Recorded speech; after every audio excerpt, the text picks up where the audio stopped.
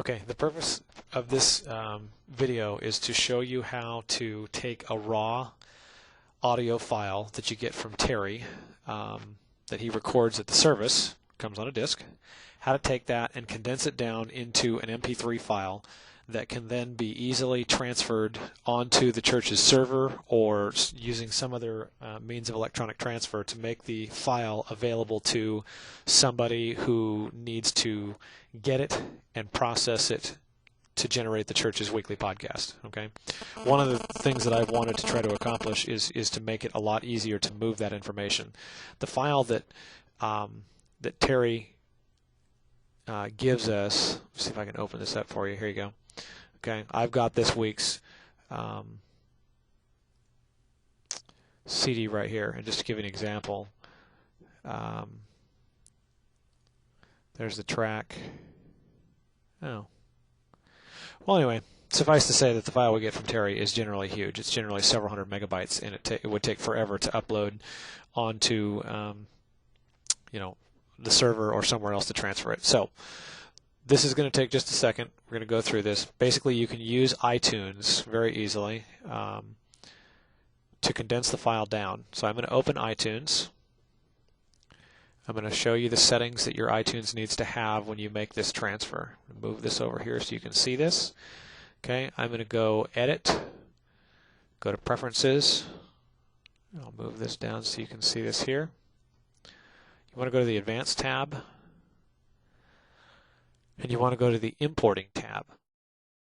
Okay, this box here you can set however you like. You want to make sure you have the import using set to the MP3 encoder. Mine did not set to that by default, but you need to have that set.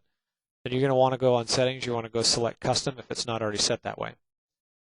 This is where it helps a great deal to have these settings right. My suggestion right now is to use 32K. That's what we've been using. Go ahead and set your VBR to medium. The rest of these you can leave at auto, and joint stereo is fine. These can be checked. Those are the settings you want. Once you've done that, now it will import and condense the file for you down to a much more manageable file. So when you're ready, go ahead and go to Import.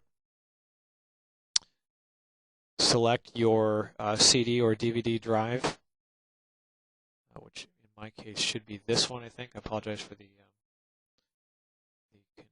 confusion.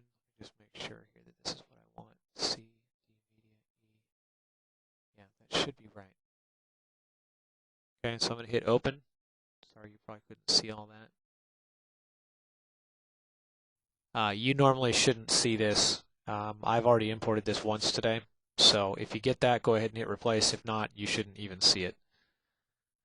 Okay, I can hear my CD drive starting to spin. And you'll notice up here at the top, it says Importing Illuminati in quotes. One of the things I've observed about iTunes is in fact, most of the time, it gives the imported file a really weird name, and I have no idea how it comes up with it because I know it's not coming from Terry. It's not on the disk. Anyway, this week, the name of the track that it's importing is Illuminati. You can see, obviously, there's a certain amount of time remaining here for it to import. On my computer, this speed continually rises and the time continually drops as it's importing the file. Okay, we're just finishing up. You'll notice we've got 6 seconds left. This will make this file a whole lot smaller. It'll be much faster for you to upload onto the church's server. So one other thing I want to point out, you'll notice that right here it now says DJ Dragonfly. That's, in this case, that's actually the name of the artist, and the Illuminati is actually the file. So I'm going to minimize iTunes, and I'm going to go to, in most cases you want to go to your documents to your, well, I'll show you this. I use a network setup for my music, so in most cases you'll want to go to your My Music folder, your iTunes folder, and your iTunes Music folder.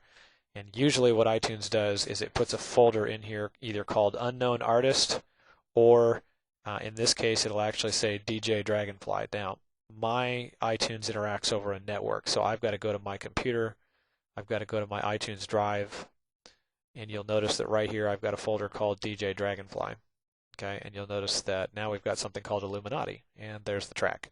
So you see here it's 17 megabyte file. So now you simply want to take this file, you can rename it or you can leave it.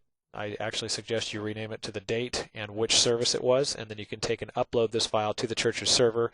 That way I can get to it, I can pull it down to my computer, and I can reprocess it, and then I'll re-upload the podcast. So that's how you use iTunes to take a 100+ megabyte file from Terry and condense it down to something much smaller and make it a lot easier to move it around.